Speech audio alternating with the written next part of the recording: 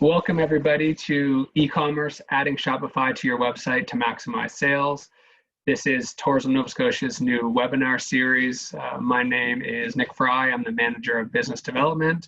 I really want to welcome you guys here today. I can see that we have a number of participants joining in now. So we're just going to take a minute and let participants join up. And I will get started in about a minute or two. So just hold your horses and we'll be getting going in a second. So thanks so much. Really welcome to have you guys here today.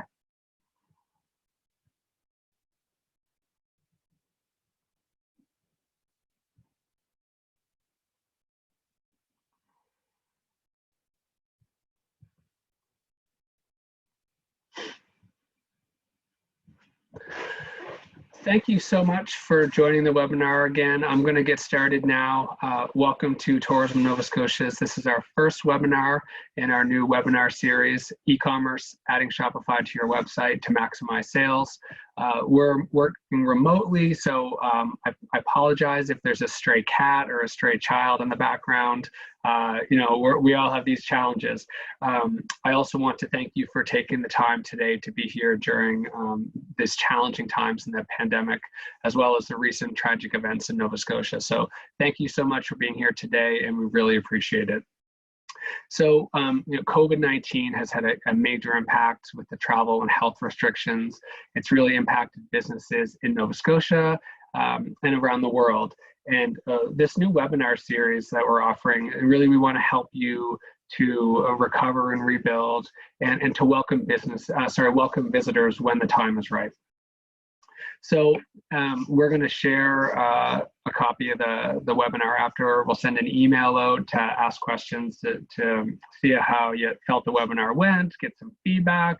We'll send some links about our website and some frequently asked questions around COVID-19, a video of the presentation, and really looking forward to getting started today. Now, we will be able to answer questions. So there's a Q&A at the bottom. So if at any time we have any questions, feel free to ask them. We do ask that we leave the questions specifically to the topic at hand. And if you have anything that's kind of outside e-commerce, just send us a private message or send us an email at the end. We have all of our contact information there available to you. So I know we have some friends on the line that may not be familiar with Tourism Nova Scotia. We see a few people signed up through Restaurant Association and Digital Nova Scotia. So we are the tourism marketing organization for the province of Nova Scotia, and we market Nova Scotia as a vacation destination and lead initiatives to help grow the industry. And for this webinar today, we were lucky enough to partner with Digital Nova Scotia, and we welcome Robert Haldane and Hannah Edgar from Digital Nova Scotia, and they're on as panelists and will help with the Q&A and any questions you may have.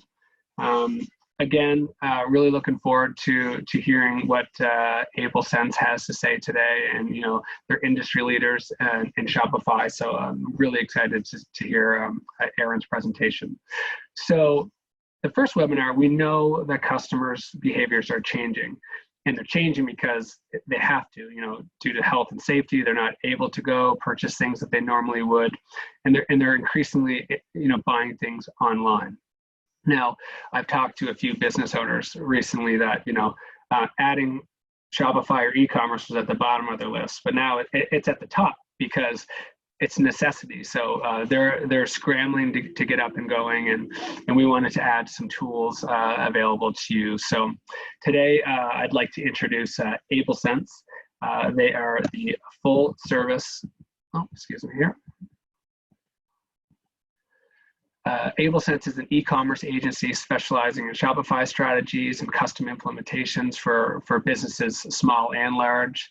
They'll assist with the e-commerce strategy, web design and development, Shopify integration, and analytics, and they work worldwide. So they're seeing the challenges, and I know they've been increasingly busy over the past few weeks. So I'm really interested in seeing the insights that AbleSense can bring today. So I'm now going to introduce Aaron Whitman from AbleSense. He's going to share his perspective on e-commerce and how to add Shopify to your website to maximize sales. So I'm going to pass it over to you, Aaron, and looking forward to hearing you speak. Great, thanks, Nick. And thanks everybody for coming. I'm going to switch over to my slides now.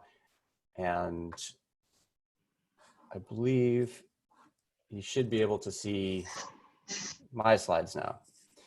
So it looks like we're in presenting mode and we're good to go. So we're really excited to be a part of this as Digital Nova Scotia members and Shopify partner agency in Nova Scotia. We're located here. We work around the world, as Nick said, and we understand that there's particular challenges and opportunities with business in Nova Scotia. It's one of the reasons we like to be located here. But also, because we have a specialization in Shopify, we're able to understand what other merchants are going through around the world. So hopefully today, I can lead you through a brief introduction to Shopify and maybe a refresher for those already familiar. And then we'll walk through a couple of examples of businesses using Shopify where tourism is a major factor in their business. And then I'd like to, at the end, leave room for some questions and answers, and maybe talk a little bit about how you can take on Shopify by yourself or how you can get help doing it. So without further ado, I'll jump right in. So AbleSense is a Shopify partner. We're in Halifax, Nova Scotia, and we've been partnered with Shopify since 2016. Started working with the platform in 2013. We work with large and small merchants around the world. About half of our business is outside of Canada, and within Canada, about half is outside of Nova Scotia. So we still like to do a lot here in our own backyard, but we have used the Shopify platform for a number of different clients all around. We have a particular industry focus in the wine and cider industry and some distillers as well. Work with some art galleries, companies and brands that sell luxury products, and small retail, and even B2B. So it's a little bit across the board, but I think there's lessons we can take from all of these types of things and apply them to, hopefully, to your businesses. We run Shopify meetups in Halifax and Wolfville about 4 times per year. And these are great events where we can meet merchants and we can meet other people who are working in the e-commerce space, or just entrepreneurs in general. And we would encourage everyone here to look for a Shopify meetup in Halifax, or we usually do one in Wolfville each year as well, as a chance to meet other entrepreneurs and businesses either using the platform or considering it to sell online. And another aspect that's worth mentioning about AbleSense is, as a Shopify partner, one of the things we do is we've developed an app that extends the feature set of Shopify. And it's a fairly popular app that has been used by thousands of merchants around the world. And the reason that's interesting is each of those merchants will need some kind of customer support from time to time. So we've been able to find out about a lot of different types of businesses using our Exportify app. And due to the constraints of COVID-19, this app and some of the workflows around it are particularly interesting. So it's worth mentioning here. So some of the firms we work with are shown here. I don't want to spend a lot of time here, but hopefully there's some brands you recognize on here, some local and some from beyond. And you can see that Shopify can be adapted to a lot of different scales of business. So that's one of the things that I want to address as well early on in the talk today. So for those who are not familiar with Shopify, or perhaps would want to hear someone else's perspective on it, I'm going to run through now a brief introduction to Shopify. So Shopify will tell you that they are the platform to use from your first sale to full scale. This is marketing copy that Shopify provides. And it's good sell copy, and it's actually accurate. So it's one platform, and it's got everything you need to start selling, and then you can grow and use the platform to do more and more over time. And I think that is a particular view that they've taken just where they've grown from.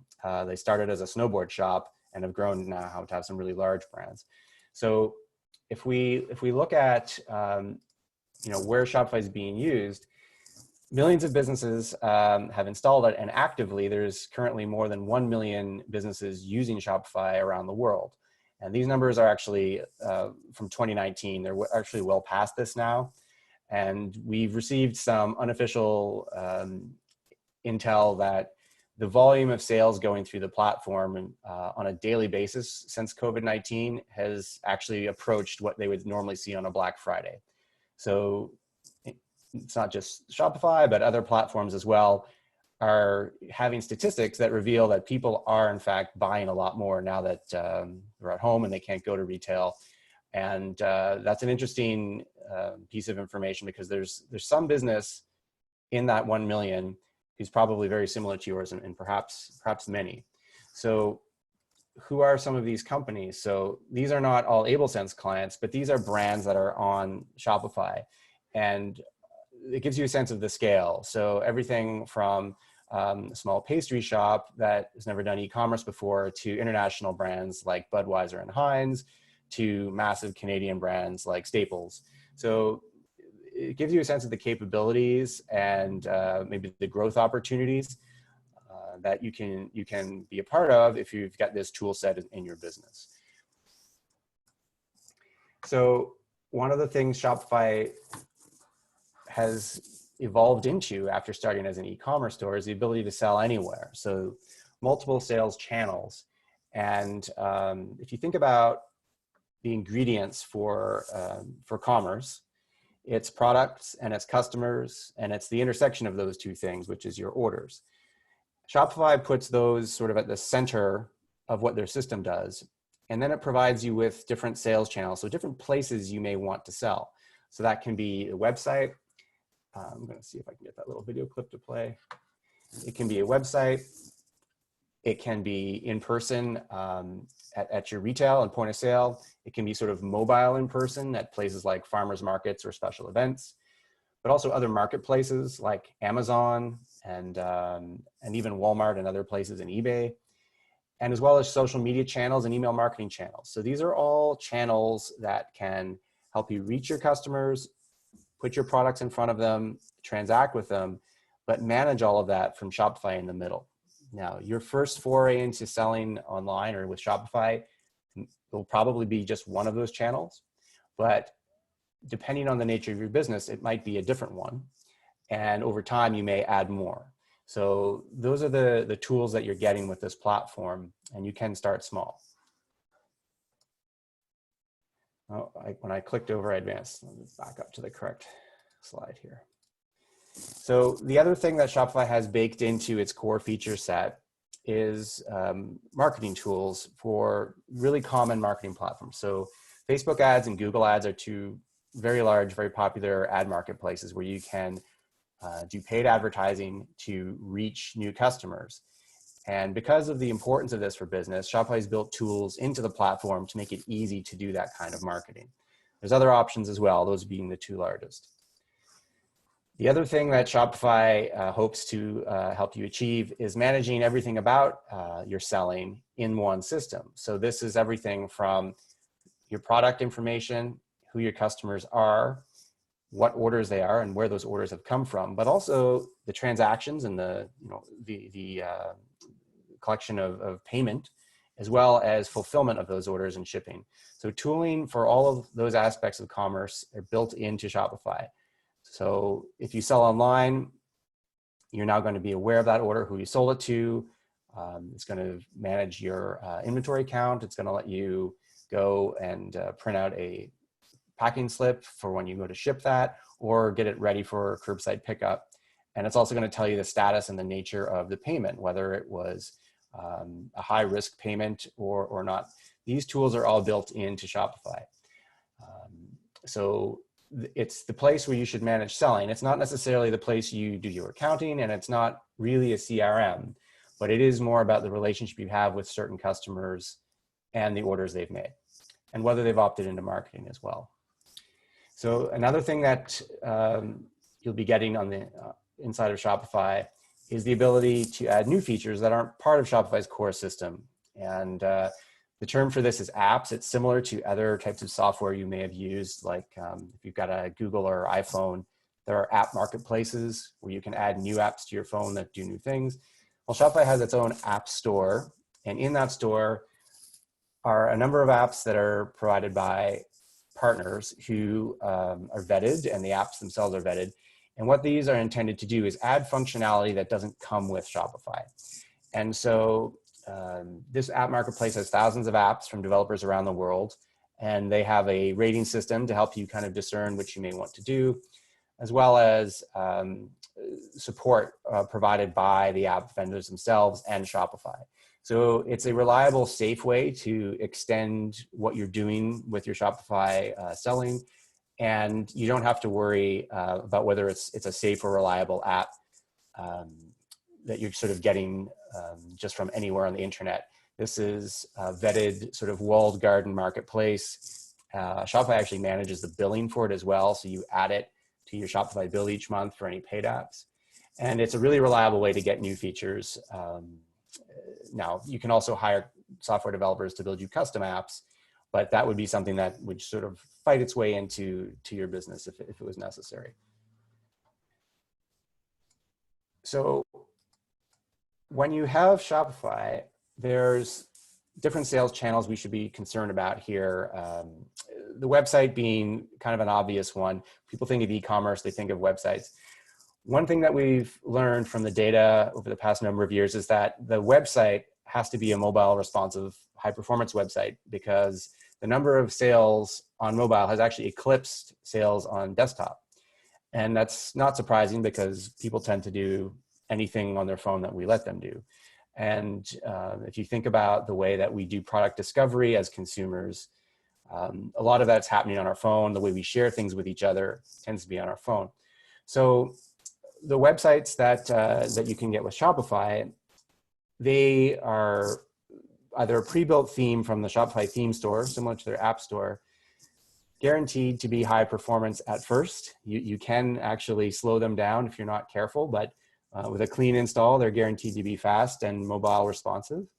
And then you can work with firms like AbleSense and others who can design and build you custom websites if you don't find a pre-built theme that you like. This is probably commonly well known. We've all bought things online, so no one here needs me to explain what an e-commerce website is. But Shopify is a state-of-the-art one, and they were e-commerce first. They only made the website content management system in order to be an e-commerce system, which is a different approach than other platforms may have taken. But if you are not interested or the time is too tight to launch on a Shopify website, the buy buttons, if we jump onto the right column, buy buttons are a way to add a product in your Shopify store to your existing website or really any other website or email on the web. And that's something that can be very, very helpful in short-term, quick launch to get up and selling online early. Two other things that are really critical for launching quickly and reaching your existing customers quickly would be the Facebook and Instagram channels. So these are things I'm going to cover off in a little bit more detail on subsequent slides. There's also Facebook Messenger and Amazon sales channels that let you publish your content for your products, as well as let people check out in those places, still managing it through Shopify. I don't think those are as relevant at this point, so we're going to not spend too much time on those. So for the websites, there are pre-built themes that we talked about. There's about 200 in the Shopify theme store, and the pre-built themes are highly configurable. So you can change colors and fonts and what the menus are, and of course, what the pictures are and videos. And it's often a very good starting point, but you can also build completely custom websites. Virtually anything that you can do on the web, you can build a custom Shopify theme to achieve. So it really depends on what phase of online marketing and online content management and what phase of customization or personalization you think you need to do.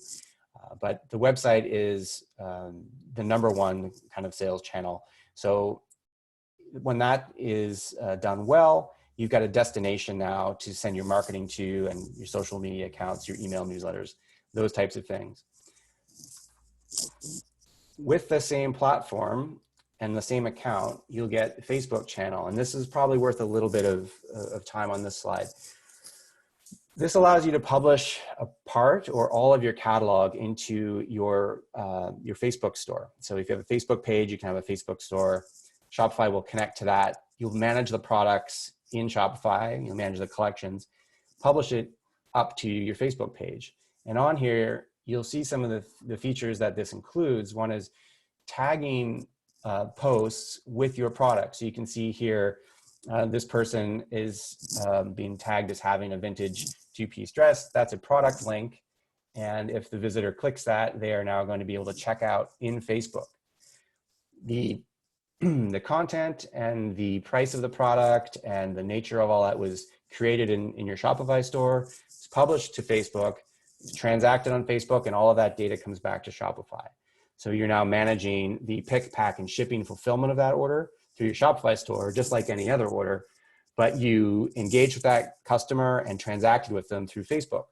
So that's a nice integration that just comes with, it's just built into Shopify. The next one that I think is really important, especially in the short term due to COVID, is Instagram. So a lot of businesses, especially ones that are focused on tourism, are already doing Instagram, and they're already sharing a lot of photos about their business and what's happening.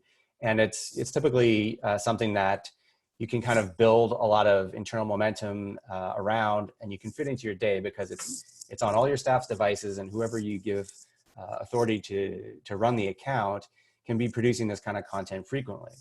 So one of the things that Shopify does is integrates with Instagram in a couple of interesting ways.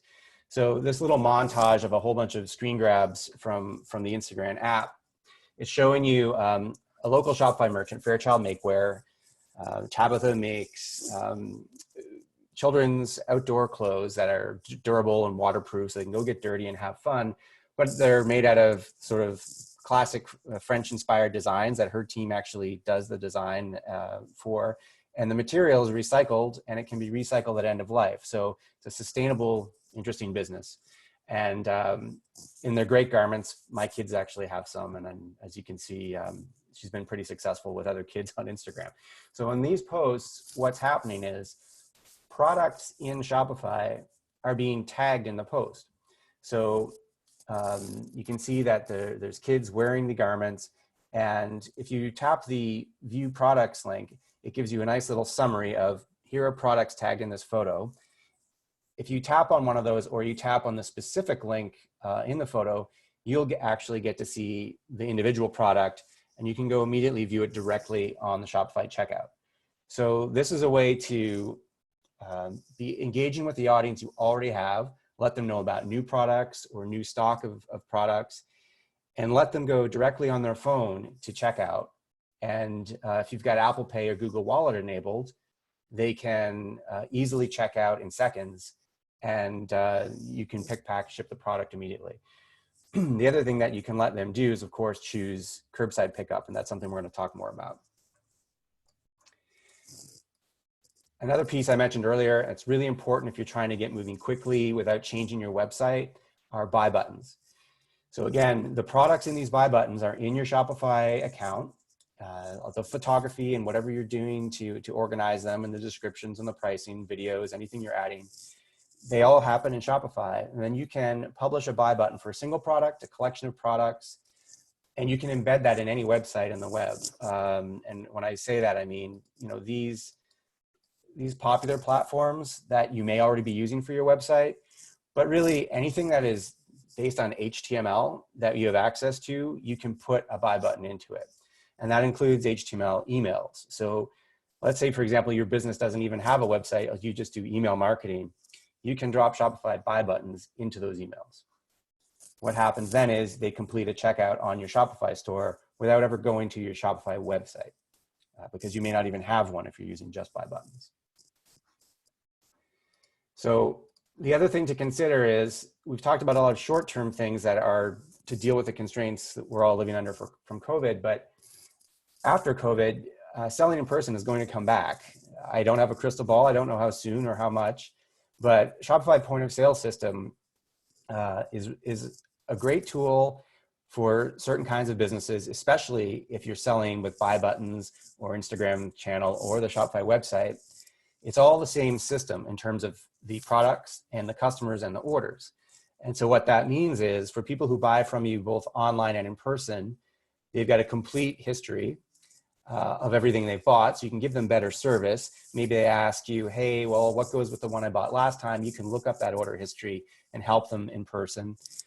The other thing you can do is buy online, pick up in store, but also buy in store and ship later. And that matters a lot, I think, in the tourism space. And I have some examples I'll talk about where that was important. So Shopify point of sale, here's a little photo montage of an apple cider company in Wolfville. When they get busy, they have a lot of people in their tasting room, and Shopify point of sale is handling that volume. So they're selling their standard cider product, but all of their merch product, as well as tasting flights. And when they get really busy, they can even open up another terminal for cash or credit only just on one of the staff's iPhones instead of the 2 iPads that they have at 2 locations in retail. So this is just a sense of the kind of business that can make use of it. Shopify point of sale is not appropriate for a restaurant. There's just too many variables. Hold the mayo on table 6, all that kind of stuff. And there are more specialized systems to do restaurant. But for grab and go or retail, where tourism is a factor, Shopify point of sale can be a really good option for you. So the purpose of this group being on this call is, when tourism drives your business. So obviously we don't have industry specializations in tourism in general, and tour operators are already really good at operating their businesses and using things like booking.com and those sorts of channels. But we do deal with a lot of merchants who get a lot of their customer base through tourism. And I think that's something that will probably be helpful for you as well. So when tourism drives your business, you're probably from Nova Scotia. This stat comes from the tourism website, 2.3 million non-resident overnight visits last year. So as you all know, that's more than twice the population of the province. That's a pretty good number. Whether that's trending up or down, either way, it's still a big number. And presumably we will get back to that number and exceed it in time, a question of how long. So what this tells me is there are people who have affinity for your brand already and have been buying from you, and they're not from Nova Scotia, but you already knew that. But the number's big, and what are we going to do if they don't come in the short term and they don't come again for a while? So what we're thinking in terms of Shopify for this is the following. And if you've got questions about this, please add them to the Q&A and we can get to them. But I thought this would be a good way to run through this topic.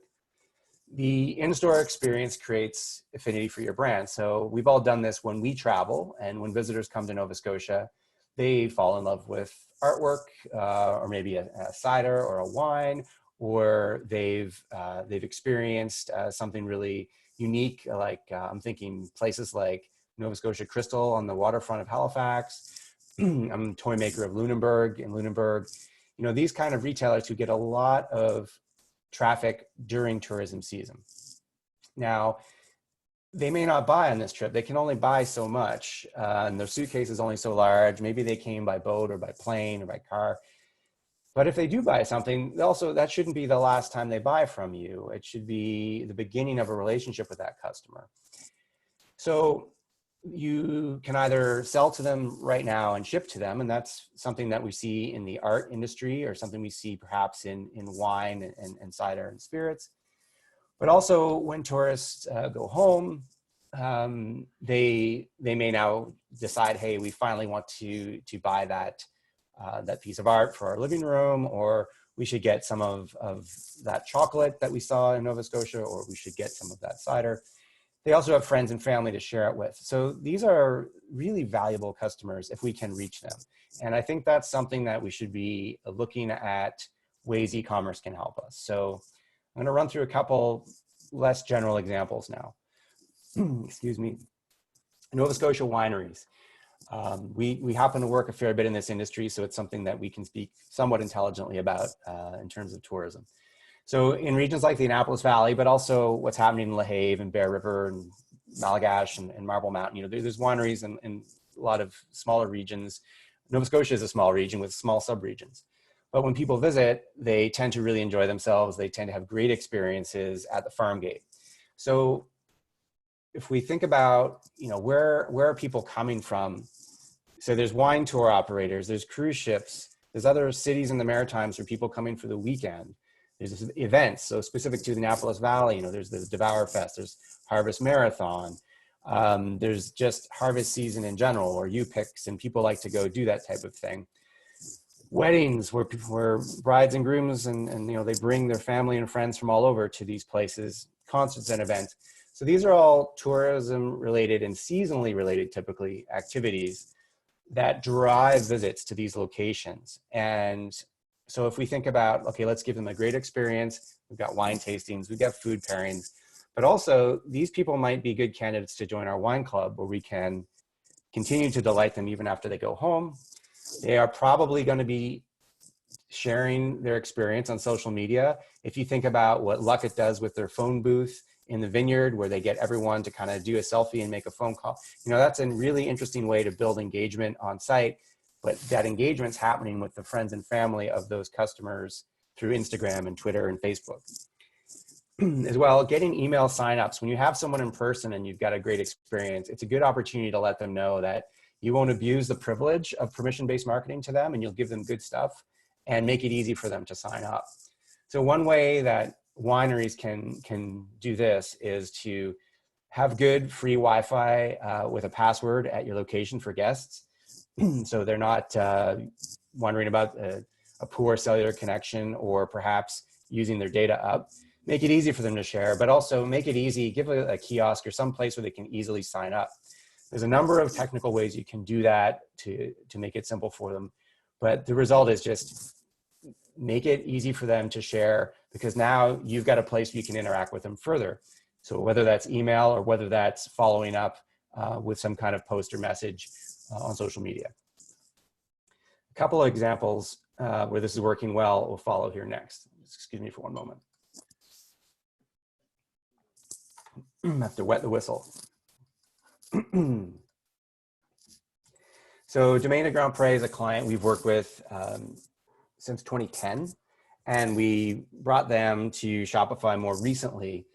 Their website is 100% on Shopify, so they kind of went all in, both their blog, their homepage, all of the content about their business, but of course the e-commerce pages like products and collections and checkout. Their retail shop is currently moving to Shopify point of sale, and it's a sort of medium-sized retail shop in terms of number of products. They make really active use of email newsletters, and they're really active on Instagram and Facebook. They've got a wine club that allows them to treat customers really specially and give them maybe products that are early release or not available to others who aren't in the club. And they do gift cards, which is a great opportunity in the short term. So it's a great way for your customers who want to support you, want to buy from you. They can buy a gift card now, which is going to help with short-term cash flow. And then when you're ready to receive them at your location again, they've got gift cards. So one thing that we're seeing people do is they're buying gift cards, but also buying gift cards for friends, so they can have a night out or a day out on them. One thing that Grand Pré and others are doing is buy online, pick up at the winery. And that's a great way when you can't be open at the retail shop or can't be at the farmers markets to still have that direct to consumer sale, and but make sure that you're doing it in a safe way with COVID. So they're using, as part of that buy online, pick up at the winery, a particular app that we think is a good app called Store Pickup and Delivery. It does exactly what it sounds like inside your Shopify store. I'm going to pick up the pace a little bit here so we can get to Q&A sooner. Lightfoot and Wolfville is another Annapolis Valley winery, very similar, but their website's actually split. They had a WordPress website, and we added Shopify just for the e-commerce pieces of that. And that's another approach you can take, so you don't have to do a giant website project if you want to adopt Shopify as part of your business. And similar to most of you and what we talked about with other wineries, email newsletter, really important. Great opportunity to link back to products, limited edition, restocks, these kind of things, or new releases in their case. Also, great way to sell events that are happening at the winery. And so when events come back, this is the type of thing where you can reach all of your best customers and fans through email and social channels, kind of give them first crack at buying tickets for special events that you know will sell out fast. That's a good opportunity with Shopify doing the transactions and you're reaching out through those channels. Similar to others, curbside pickup has been in huge demand. So we've just turned this on for both Grand Pré and Lightfoot as something that was a change recently due to COVID-19. Another business where tourism really matters are art galleries. We work with a number of art galleries. We'll talk about a couple here that maybe have something that's similar to your businesses that you can relate to. So again, on the Halifax waterfront, Sydney waterfront, other places in Nova Scotia, cruise ships are a big deal. Bring a lot of people in every week, but also people come from other maritime cities, they come from conferences, depending on what part of the province you're in. And universities, if you think about sort of the gravity that universities have, there's a seasonal ebb and flow of family, coming in the fall and also at graduation time. So typically on these trips, places like art galleries and wineries and restaurants nearby benefit from the extra foot traffic. So when those folks are arriving here and visiting, what they're becoming fans of Nova Scotia artists, perhaps a specific work or just the style of one artist, or there's just something generally they like about what they're seeing here, or they want an artifact from their trip. These are all things that are happening in person because the visitor came to you. But now we want to sell them the product, and maybe they can't carry a painting home or a set of 12 wine glasses or a sculpture or some other large object. So what you can do is, of course, ship to them. And if they want to buy now and have it shipped home, Shopify lets you do that, sell it in store, ship it to them wherever they live. Or if they want to defer that and buy later, maybe they need to think about it, or they bought one thing, but they really want to buy a dozen more things from you. Make it easy by having a Shopify store. They can now buy from home and you can ship there. And, if you think about shipping abroad being a challenge, you may have remembered one of the logos earlier I showed you was the Fogo Island wood shop.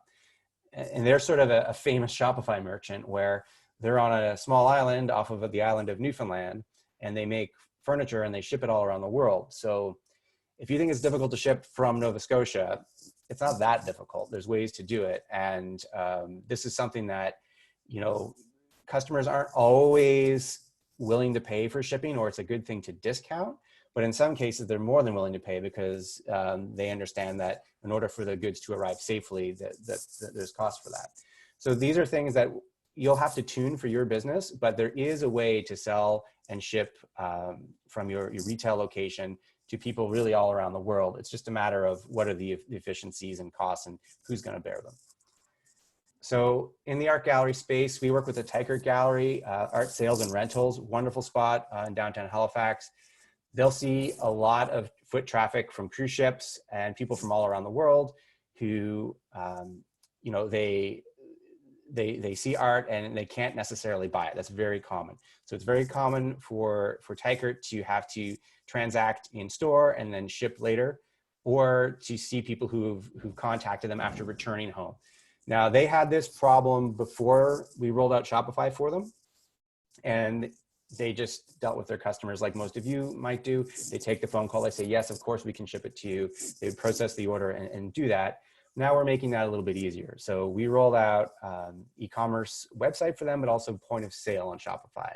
And their internal team became power users in no time, and they're doing all of their product information management for all of the artwork and all the artists internally. So they are really effectively using the platform without needing an agency helping them every week. So that's the outcome we would hope with all of the clients we work with. And it's something that will matter for you in your business so that you can keep your operating costs of e-commerce down. Another one to look at is the Art Gallery of Nova Scotia. Now, the Art Gallery is actually an art museum. They don't sell the works, they have permanent exhibits, but they do sell memberships and donations, as well as children's programs, camps, and that kind of thing. And of course, they have a gift shop. And so Shopify Point of Sale was rolled out for AGNS. so that they could handle admissions. You know, you walk in and you buy a ticket to go to the gallery, you're buying that through Shopify point of sale. Online, there's other things that we're doing to enable sales of tickets for the children's programs and memberships. So that's some examples, and hopefully you could find some things that feel like they might help your business. What if you have to launch yesterday? You know, many people are scrambling. So I just want to give you a quick example of sort of what the minimum dose would be. There we go. So in downtown Halifax, there's a lovely little French pastry shop that had to close due to COVID. So they scrambled quickly and we launched a Shopify store. And this took about 2 days total. Now, they happened to have enough photography ready and they had their logos and all those sorts of things. But the main thing was, what can you actually sell in a reduced capacity? And what kind of pickup windows make sense? So they had to spend some time thinking about what time of day would make sense, when they would have order cutoffs for pickup the next day. But they thought this through, and we were able to quickly take a pre-built theme, you know, put their colors and logos and products in it, and they were selling within 2 days. And by the time we launched, they had their first sale in 20 minutes.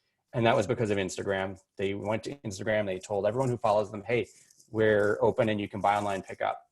So that was, you know, fairly quick. I'm not sure you could do it a whole lot quicker, but I think that shows you, you know, if you are in a let's just get something going mode, you could do this. Potentially even faster than this would be to skip the website part and just use buy buttons and Instagram channel.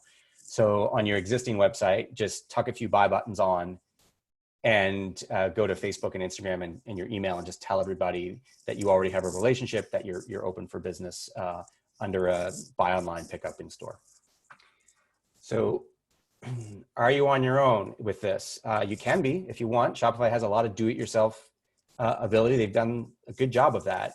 But what if you need a partner to help? What if you think it's too important to get wrong in the short term, or you want to make sure you don't waste time, or you want to do it in a really big way and you need some help? So that's where we've developed at AbleSense something called our e-commerce action plan. And this is a 2 to 4 week project. It's really based on how available you are to participate. We're focused on what are the outcomes you want from this? You know, what does success look like? Not so much what does the website look like. We'll get to that, but it's really what kind of mode of operation should you be in when we're done here? It lets us figure out if we're a good fit to work together long-term. And it also gives you a really clear breakdown of everything you're going to need to go on Shopify so you can reduce the risk of rework and time to launch. So with that, we can go through a lot of details on this in the Q&A or after the fact. I'm gonna have a summary of the e-commerce action plan as a takeaway from this that we'll make available to everyone. You can also just reach out and email if you've got anything particularly you'd like to know about it. But essentially, it's a process we go through that plans everything you need to launch. So what do you really need to be doing? What has to happen in the short term? What happens later, phase 2, maybe phase 3 even? What content do you have for your products and other content you might need? How are we going to organize all of that and present it to people in the different channels? What do you need to do for your accounting integration? And also, you know, what is this actually going to take to do? Can you do any of it yourself, or are you going to be hiring an agency to help you with it? So that's what the action plan does. And it's, in the end, it's your plan. After that's done, you get a takeaway. It's a document with a lot of details. And if you feel like you'd like to do it yourself or take it to another firm to do, that's fine. It's your plan. 9 times out of 10, we are the ones who end up implementing it because we end up being a good fit. We tend to, if the fit's not great for us, we'll tend to let you know before we even get this far. And if the fit's not great for you, you would usually find out before you hire us. But in some cases, it just looks like either too much budget to do your grand vision. So you say, you know what, we'll do the short term on our own. We've had that happen, and you know, no hard feelings. Everyone gets a good outcome that for the time they're in.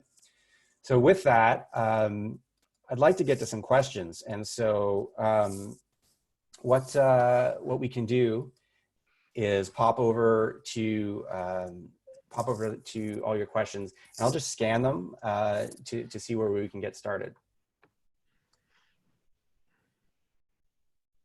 Aaron, can you hear me? I can. Okay, so we had a people approaching through chat and question and answer. So I'm sure some of them you would be able to answer quickly. I think so. The first question would be right here. So we have Allison. And can you use a single Shopify account for multiple businesses? For example, if I have a merch with one business and then a totally different tour company that I'd also like to use it for, but they're under my sole proprietorship.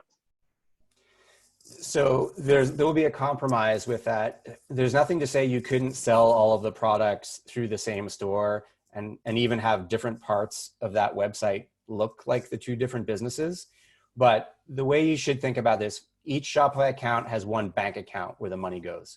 So all of the transactions that you're doing with, say, Shopify Payments is your gateway, that money is going to be deposited in one of the business's accounts. So you could abstract it and do some internal bookkeeping and moving things around, but it might be simpler to have two separate Shopify accounts in that case. In fact, I would generally advise that's the approach you should take. Where we've seen this work differently is if you have a need for multilingual or multi-currency sites where you want to treat those customers differently. There's options when you get up to Shopify Plus for doing that, but on a single site, you can do things like segment it. The other place this might matter would be if you're doing direct to consumer, like B2C, but also B2B. That can be done on the same site or on separate sites. Okay, perfect. So this is from Alicia Sims as well. Do you have to use the Shopify POS if you are using Shopify, or is that an add-on if you already have a POS? For example, I currently use Square. 100% optional. I would suggest if you're hearing that there's technical reasons to not use Shopify POS, like explore that further. It's one of those things, and I didn't mention this earlier, the key benefit of Shopify is that it's software as a service. You're renting the core feature set from Shopify every month, and they advance that feature set, not necessarily monthly, but several times a year. So when Shopify Point of Sale came out, it was really basic, and a lot of the feedback they were getting was, this just isn't suitable for my business. So they've advanced it quite a bit, and it does more and more things. So the principal benefit of using Point of Sale from Shopify with their web store, with those other channels, is that all of your product information, all your orders, and all your customers in the same system. And that makes a lot of the other work you want to do around marketing, fulfillment, and understanding your business a lot easier. Having said that, you are not required to use Shopify POS. You can use anything else. Integrations with other systems around inventory and product data and accounting, that becomes where some complexity will work in. I can tell you, we have a client who's a wine merchant in California. They have 2 retail stores where they're using Lightspeed as their point of sale, but everything we're doing online is Shopify, and their inventory integration is actually from their warehouse to each location into Lightspeed, and then from Lightspeed, it updates Shopify with inventory counts. So Shopify doesn't oversell what's in store. So these kind of things are possible, but there's certainly no requirement to use it. So how much is a Shopify account per month, and is for a single tourism business? Yeah. So I don't know if my screen's still visible or not. It is. But, okay, so let's go look at Shopify's pricing. On the low end, I mean the very, very, very low end, you're looking at $9 a month for no website, just buy buttons. They don't even advertise that. That's way down in the fine print. It's the Shopify Lite plan. It's $9 US per month, and it lets you do Facebook, Instagram, and buy buttons. So that's often a really easy, quick way to just securely and safely transact with people without building a website. But the plans that most businesses start on is the $29 US a month plan. That can be a little misleading. So everything Shopify charges you will be in US dollars, and there's no good explanation for that Canadian company doing that, other than most of their merchants are in the US and international, and most of the money they spend is US dollars, and they don't want to run currency risk. So you're paying them US dollars. So right now with the exchange rate going up, it ends up costing you a bit more than it otherwise would. However, your store will be in the currency you want to sell in, so Canadian dollars. The $29 a month plan comes with a lot of things, but as you can see here, they price their credit card processing fees slightly higher on that plan if you're using their payment gateway. You don't have to. As well, apps is the other piece no one considers when they look at this site here. So Shopify apps, many of them are free, most of them are paid. And the free ones tend to be like an app that goes between your accounting system in Shopify and the app was made by the accounting software company. That's usually a case where you'll see a free app made available. Paid apps for marketing and customer support and that type of thing, they're extra every month. So we always advise clients, you're going to spend somewhere between $20 and $100 a month on third-party apps. You should only be using those if they matter for your business and you need them. So that's something we go through in our action plan process as well to help you identify, do you need any apps and what would be the good ones to use. But you should be ballparking these amounts. The other thing to note, this gift card piece where they say it's not available in the $29 a month plan, Shopify recently changed that just because of COVID, because they didn't want everyone to have to upgrade to 79 just to sell gift cards. So that's actually enabled now, as well as Shopify email just launched. Now, Shopify email is really basic today. It's not going to replace MailChimp anytime soon. But when you're just getting started, it's nice that that kind of comes with, and you can send some email marketing without needing to pay for another email marketing tool. We had a question that from Donna Hatt that said new email option free until October 2020. Would that be what Donna was referencing? Yes, they're going to volume price it, and it's really, really cheap compared to other volume priced email platforms. But I think it's kind of I think they launched it a little sooner than they wanted to, and it's pretty basic today. But I fully expect them to increase what that can do over time. They seem to be highly motivated to do that and make that be something their platform makes easy for new merchants to do. Advanced merchants are using really fancy email systems like Klaviyo and others. So you should expect Shopify's email tool to be good, but maybe not have all the bells and whistles you want. And it will be really competitively priced just based on volume of send. So another question, this is nice to see we have some great questions coming through. So obviously a good presentation and interesting subject. How does Shopify compare to SquareUp and Weebly platforms for website e-commerce? I'm biased, so I can say that Shopify is the premium tool that's priced at a range where you can use it. So we haven't even talked about Shopify Plus, which starts at $2,000 a month, which is for high growth, really high volume merchants. But the Shopify selling platform is hands down the best tool I've used in my career. Now, I've been making websites professionally since 1999. My company has been making websites since 2010. We used to make our own shopping cart software and hook PayPal and Beanstream and other things up to the back end.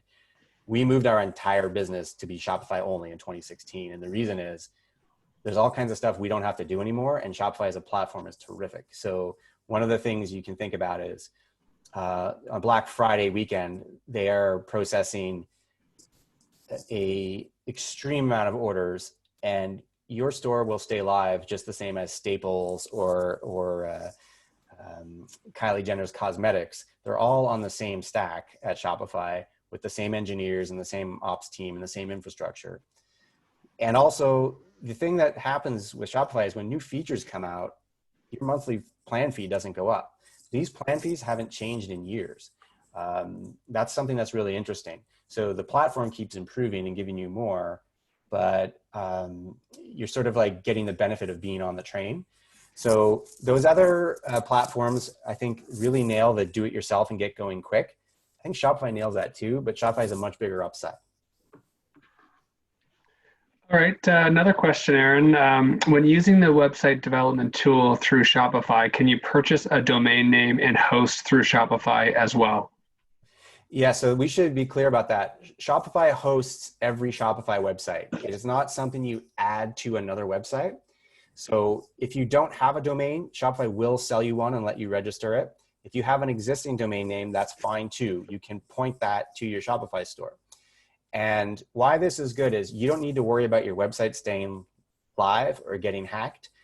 I mean, you should always worry a little bit about that stuff, I guess, in the world. But the reality is Shopify is hosting that and keeping it up for you. And they're also fending off denial of service attacks and those sorts of things.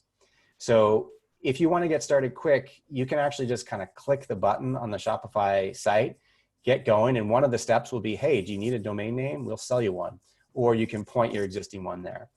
So separate from this conversation is the idea around things like WooCommerce or other things that you can add into an existing site. Like you can have WooCommerce kind of baked into a WordPress site.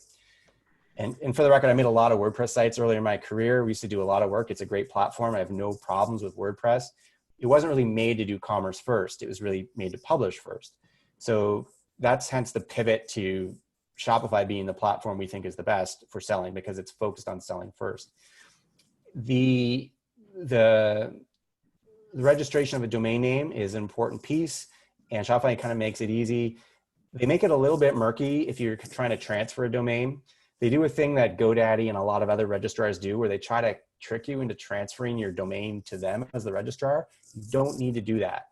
It'll say, I forget the language, but it's confusing language. It's like transfer a domain or connect a domain. And everyone clicks transfer because it's the first option and it sounds like what they want to do. But really you don't. If you've already got it at GoDaddy or some other place, you just want to connect it. And so that's a step that we've had a few merchants bump their heads against and we help out with, but just something to watch out for there. Perfect. Have you seen a cooperative for art handcrafted items example in your dealings that acts as the gateway connecting artists to markets like a Hive? This is from Donna Hatt. Etsy? I don't know of anyone using Shopify that specifically. But one of the things we're seeing is I guess, could they do it, I guess, if you haven't seen it? Yeah, so here's a great example. So let's look at Teichert as maybe not a perfect example, but Teichert has works from hundreds of different artists, and it's not necessarily, I don't know how those deals work, but I know it's not necessarily the only place that those artists sell paintings. So what's happening there is there's a consignment situation. So the art is being sold by the gallery, and then when it has been sold, money is being remitted to the artist as well. So that's being used. And if you think about it, it's not dissimilar from, say, staples.ca, which is a Shopify store. They're buying their inventory from whoever. In fact, they're probably not prepaying for it either. And they need to know the vendor who sold them that inventory so they can remit payment. You can do that in Shopify. There's a vendor field on every product. So that's one approach you could use Shopify to do. That's awesome. Can Shopify let use buy buttons on multiple platforms? Yeah, that's the nice thing about buy buttons. And so you can have buy buttons scattered all over the internet on 100 different sites if you want. And they're not exclusive buy button or Shopify website. You can have a Shopify website and still put buy buttons all over the rest of the place. Great example of that would be, artists is a great example. So on an artist's website, their own blog or something, they could have a buy button for some of their works at a gallery Shopify store. That would be one use case. I got a question here from Joel Stoddard. I said he enjoyed the webinar. He said that, and you might have addressed some of it, that there's a certain level of readiness that a business would have to reach before Shopify might become practical. Based on experience, AbleSense typically looks for when a potential new client approaches you in order to determine whether the investment in this platform will provide a good return on investment for them. Sure. So you cut out a little bit there, Nick. Sorry. I think I got the gist of it though. So how do we decide if it's the right time for a merchant? Yeah, or like if they have if they're ready for it, and then whether it's an investment in that platform will provide a good return on investment for the business. So the investment is really more with the help you're going to be getting than it is the platform. Like $29 a month for the tools Shopify provides.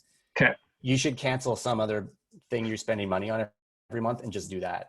It's huge value for the money, but engaging AbleSense to do a custom design and build all that kind of thing, that really matters. So what we would suggest there is we have a conversation where we kind of talk about where you are in the business and what you expect as an outcome here, you know, and what you could even fulfill. Like maybe there's constraints on how much product you can produce.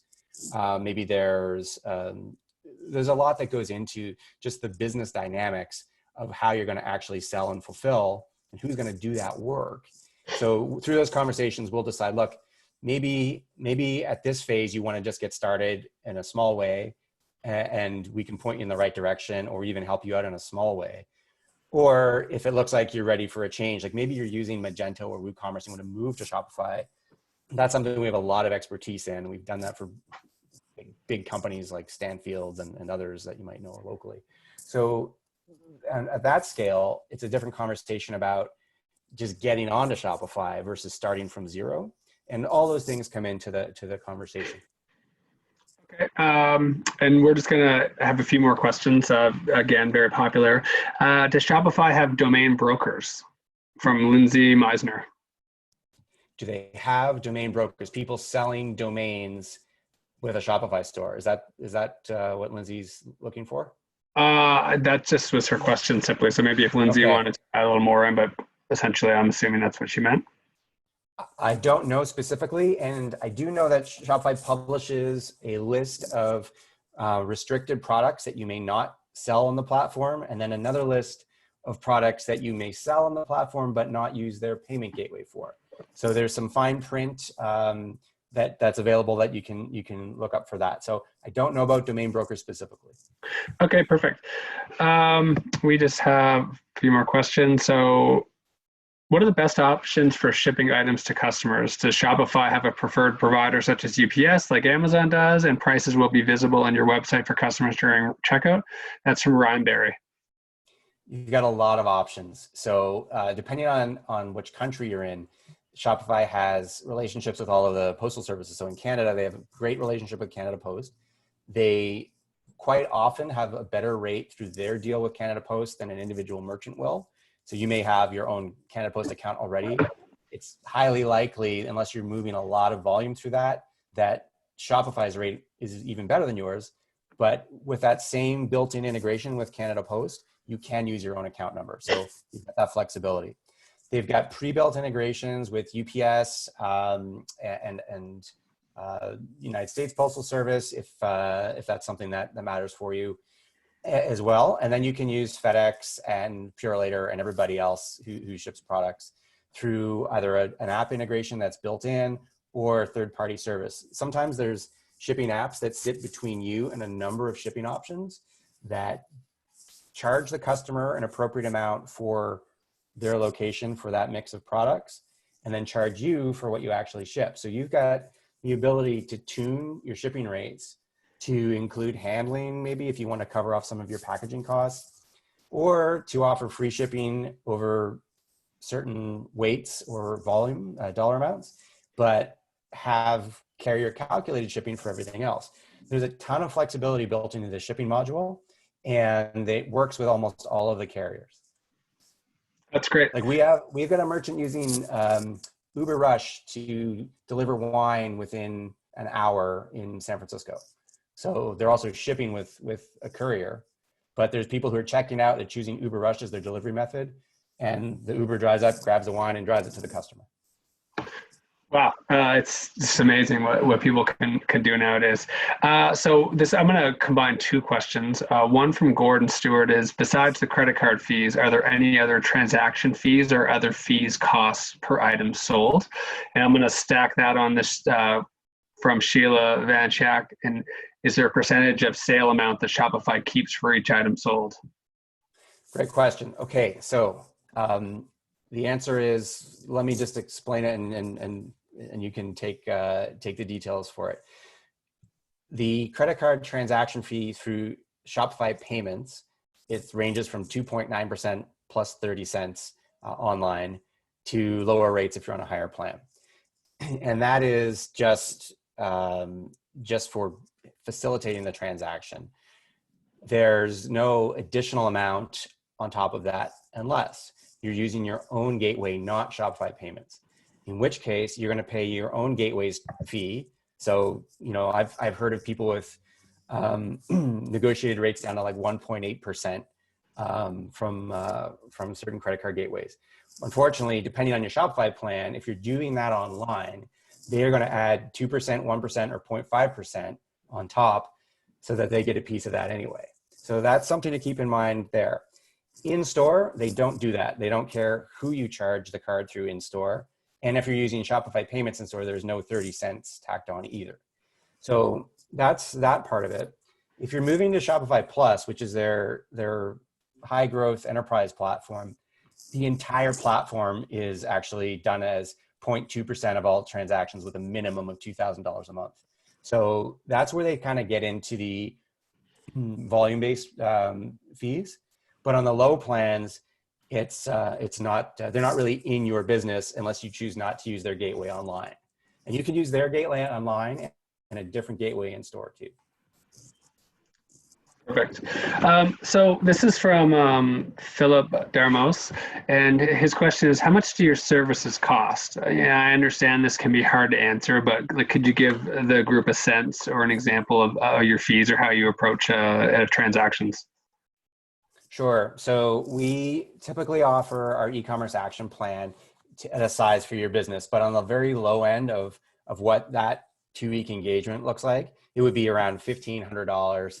On a really complicated one where we're looking at B2B and B2C and maybe a replatforming and an accounting ERP integration, that exact same project becomes a bigger project, even though we still call it the action plan. It's just a bigger action plan.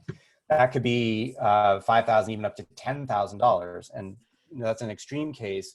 But the reason I bring it up is the value we should be producing for that should definitely exceed those amounts. And it's all work that you should be doing in a successful implementation anyway. So typically what it does, it reduces the amount of risk and how much money you have to spend doing work in the actual implementation. So that's sort of a rough range of how they do the EAP. With an implementation, it's really a question of how much work do you need us to do? And if we're gonna design and program a custom theme for you, it's gonna be a lot of work. It's typically a 2-month project just for that piece. If there's a data migration where we need to get data out of an existing system and maybe another e-commerce system, or maybe even it's an accounting system, that is the single biggest risk in every project ever, full stop. That product information is almost never in a state that is usable. And I've heard every explanation for why that is, and it doesn't really matter. It's just human nature. We're not all librarians. I think librarians should work in e-commerce because product data is never in a state that it should be.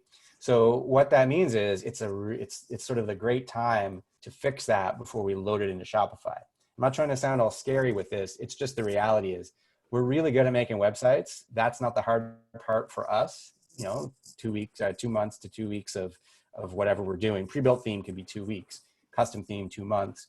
It's the data that is always the biggest time push. And I think that's something where we can say to you, look, you handle that and come back to us when you're ready. Or if you want us involved, that can really drive up the scope and the budget. Thanks, Aaron. I just had a question. Essentially, it was around permission-based marketing, and some people have their, they only have their customers' phone numbers, and they'd really like to be able to get them. So, what do you have any ideas or insights on how to gather these email addresses? All of the time. So if you need to build a list, you don't have it, you can do those super annoying popovers on the website. We all hate them as individuals. I can't explain why, but they work. I don't like that they work. I wish they didn't, because we just see the data, they work. So when you put up a sign that says, hey, would you like to get a deal, a free shipping on your first order, or would you like, you don't even have to offer them anything. You can just say, join our list because we'll give you lots of good information. Those things work, believe it or not. And the other thing you can do is put sign-up forms on iPads around your retail location when you're open again, or on your social channels, if you're on there, link people back to an email sign-up page and say, look, we're going to be letting you know about the latest releases and special deals.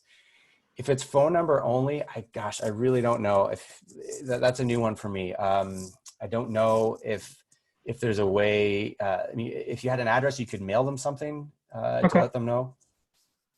No, I thought you had some really great opportunities for people. So how would they find out about your Halifax Wolfville meetups? I mean, I'm sure they're not, I know they're not happening right now, of course, but how would they sign up to get a little more information about that? So, excuse me. So on our website, I don't know if you can see my thank you slide or Yep. not, but ablesense.com is our website. There's a sign up form on there, as well as on Instagram and Twitter. I think we tend to have links in our bios that go to that. We will be actively sharing, and so will Shopify actually, be sharing to people we don't know already Okay. every time we have a meetup. And we are going to do a virtual one. We're not going to wait till this is over. We're going to get the ball rolling again. Our next one was planned for June, but that will not be in person. So we're seeing if we can do a virtual one in June. So look us up on Twitter, Instagram, Okay. LinkedIn, I think, or just sign up on our website. Oh, that's great. I said one more question. So the opportunity is clearly there. You said that they had Spotify had said sales were up as high as it would be on a normal, very busy shopping day. Yeah, I don't know about Spotify, but Shopify is way up. Yeah, Spotify is probably also up. Shopify. That My happens. apologies. That happens every day. Yeah, Nick. I Every bet day. it does. I'll probably say it again, but my question would be and I love the scalability because you gave such a wide range of different business sizes, which is probably approachable to many people here. But what would be the next thing someone would do if they were on this call and they thought, I want to sell my product and I want to do it yesterday? So they would go, what would be the next steps, one or two steps they would take? I think it's worthwhile to shoot me an email and we can find out quickly if you are in a do-it-yourself mode or something where we can help. Sure. Obviously, we can't help everybody on the same day, so there's a scheduling sort of risk to it. If you want to go real fast, you can sign up for a Shopify account. You'll get a store. They'll kind of lead you through a setup, pretty basic. They don't necessarily follow the same steps I would, but they've set up a lot of stores, so I'm sure their workflow is fine.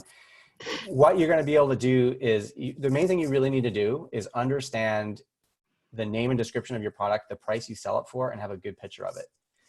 If you've got that, you could probably set up a Shopify store and put a product online in about an hour. I mean, in a perfect series of clicks, you could do that. Okay. So then what happens is Shopify doesn't know your bank account is connected yet, but they'll actually let you start selling.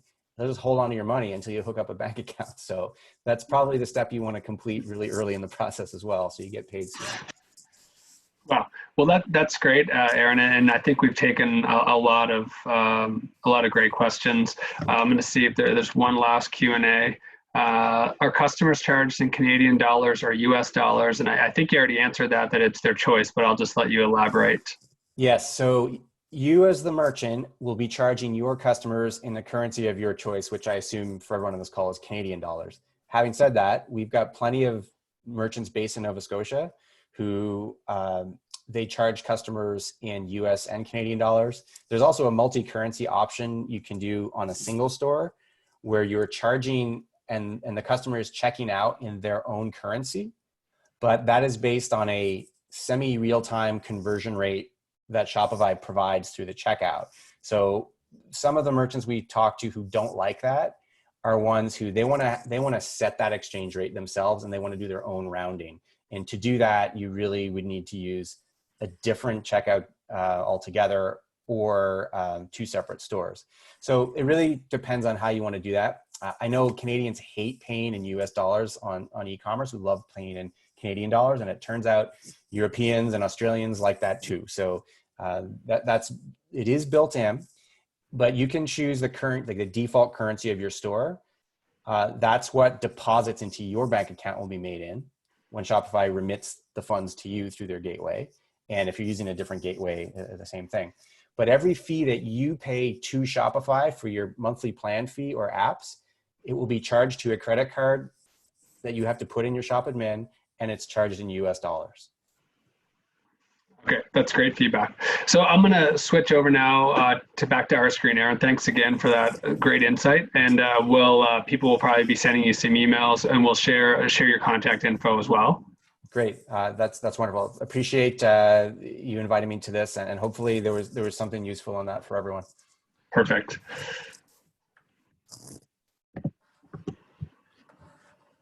So thank you guys again so much for taking part in this webinar today.